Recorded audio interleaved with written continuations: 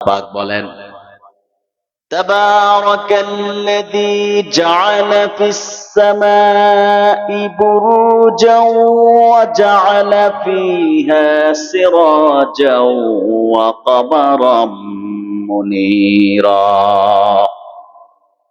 আল্লাহ রাব্বুল আলামিন বলেন, অসীম বরকত সম্পন্ন তিনি, যিনি আকাশে বুরুজ নির্মাণ করেছেন এবং তার মধ্যে একটি প্রদীপ ও একটি আলোকময় চাঁদ উজ্জ্বল করেছেন। বলুন সুবহানাল্লাহ।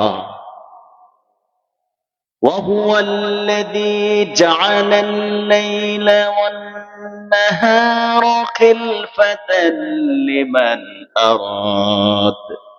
لمن أراد أن يذكر أو أراد شكورا। আর তিনি রাত ও দিনকে পরস্পরের স্থলাভিষিক্ত করেছেন এমন প্রত্যেক ব্যক্তির জন্য যে শিক্ষা গ্রহণ করতে বা কৃতজ্ঞ হতে চায়।